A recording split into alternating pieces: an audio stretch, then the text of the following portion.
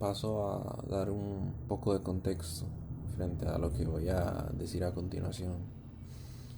Como bien sabemos, en el Concilio de Trento, Su Santidad Pío V concentró litúrgicamente la Lex Orandi en lo que actualmente llamamos Vetus Ordo, que sería el ordinario antiguo de la misa, litúrgicamente hablando. Y desde entonces, pues la celebración de la misa tridentina o misa tradicional, que ya paso a comentar lo problemático que es este concepto de misa tradicional, pero bueno, para darme a entender, desde entonces fue lo ordinario dentro de la iglesia en Occidente. Estamos hablando de siglo XVI, si no me equivoco, por ahí. Eh,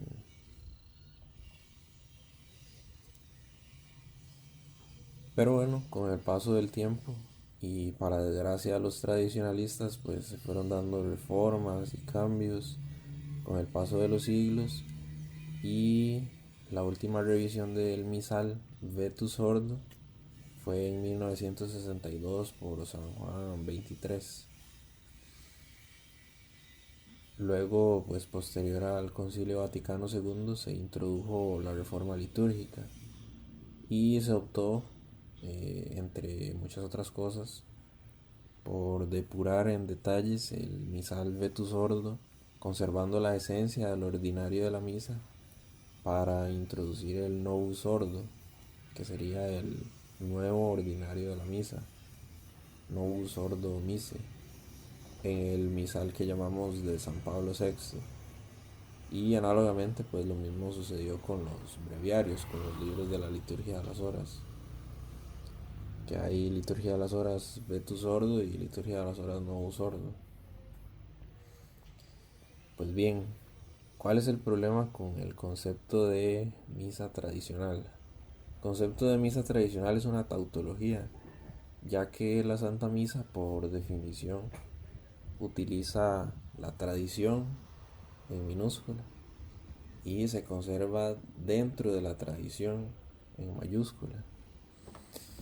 Además es un mal sinónimo porque para el Vetus sordo es un mal sinónimo, ya que paradójicamente el Novus sordo no solo también es tradicional, es decir, misa tradicional con propiedad lo podemos usar, eh, aceptando la tautología lo podemos usar para el Novus sordo, sino que también paradójicamente el Novus sordo es más tradicional que el Vetus sordo en muchos aspectos.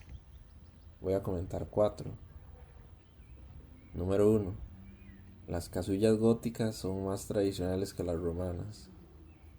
Número 2: el uso de la lengua vernácula, es decir, la lengua del pueblo, la lengua que hable el pueblo del contexto del momento, eh, pues era lo propio en el cristianismo primitivo, incluso antes del el latín, tal como se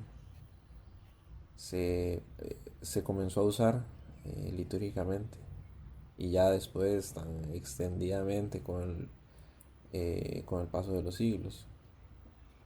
Entonces, retornar a la lengua vernácula no es darle la espalda a la sacralidad del lenguaje, sino transmitir un elemento paradójicamente más tradicional. Creo que me voy a entender con ese detalle. Número 3: la oración de fieles cayó en desuso en el Vetus sordo y se recuperó en el Novus. Y número 4: pues la comunión en la mano era la disciplina de ordinario utilizada en los primeros 12 siglos de la iglesia, antes de la introducción de la comunión en la boca. Eh, Ahí, como paréntesis, lo puedo añadir también de que no son disciplinas contrapuestas, sino son dos aperturas que la iglesia pues tiene. Y si Creo que incluso se puede visualizar no como dos formas posibles de comulgar, sino cuatro.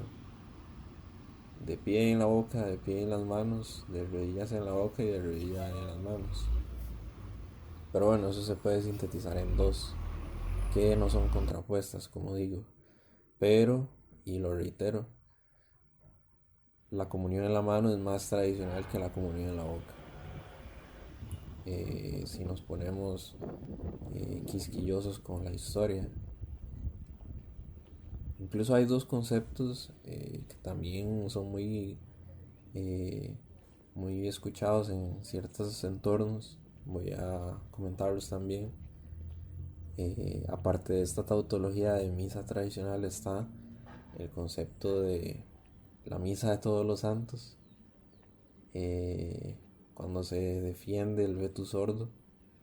Eh, pero bueno, curiosamente existen ya santos que han vivido en el novus sordo, entonces la misa de los santos también es la misa novus sordo.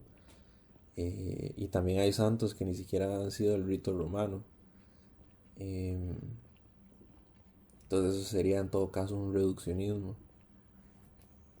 Y por otro lado está la misa de siempre, pero eso creo que es un poco excesivo afirmarlo. Primero que todo, la misa eh, esencialmente no, nunca ha cambiado.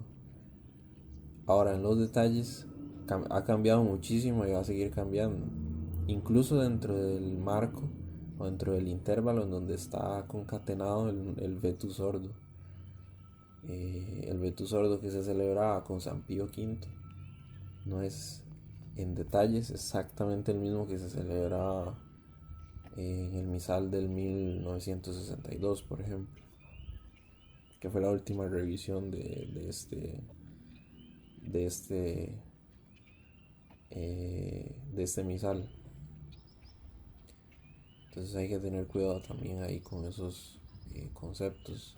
Es importante tener en cuenta estas cuestiones, pero no comento esto como un ataque a los tradicionalistas, sino como una aclaración de las cuestiones.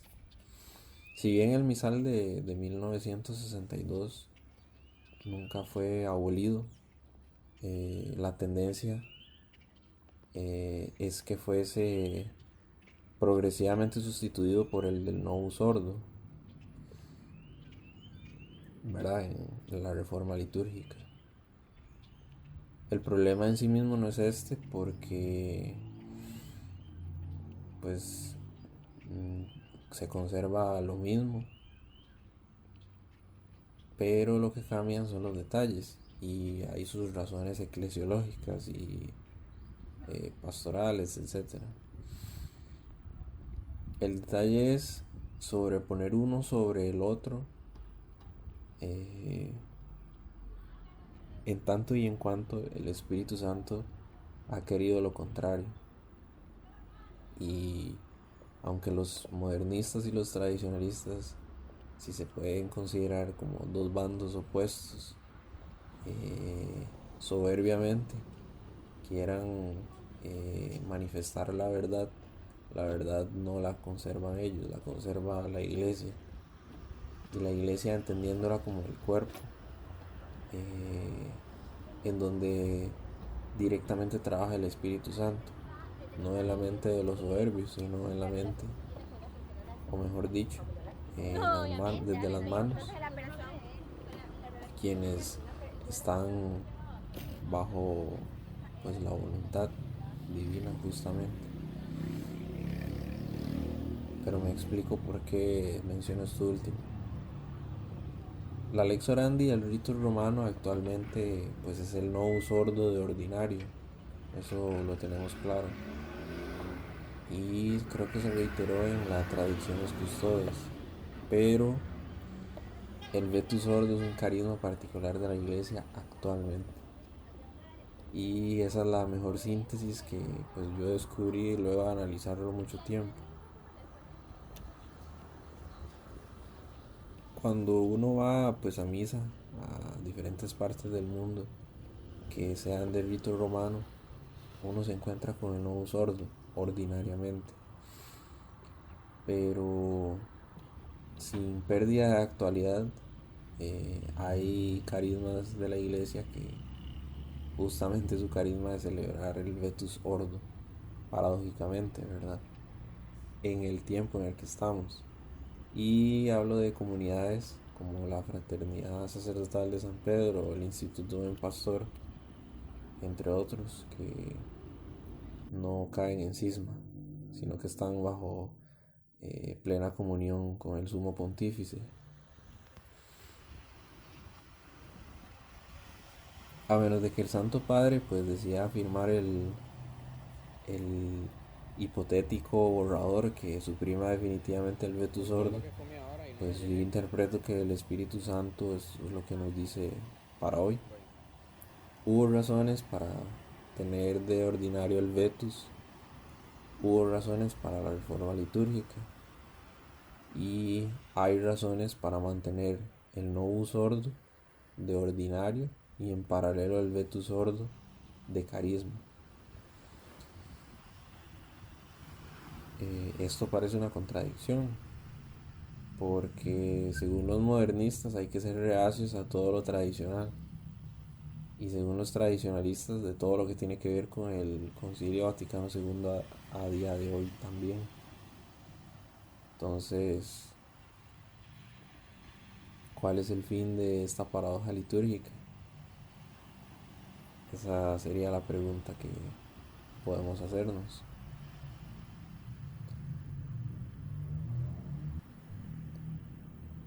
En cuanto al novus ordo, toda su actualidad está prescrita, está transcrita, está eh,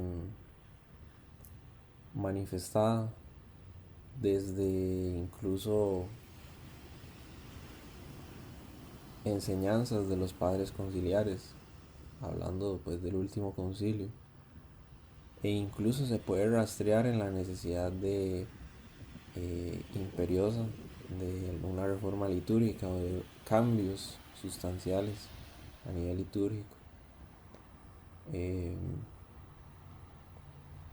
Incluso antes de este concilio, hablando de pues impresiones de algunos papas anteriores al Concilio Vaticano II. Aquí lo interesante sería investigar y profundizar en cuál es la actualidad del Vetus Ordo, incluso como carisma. Ese sería un tema a explorar más adelante.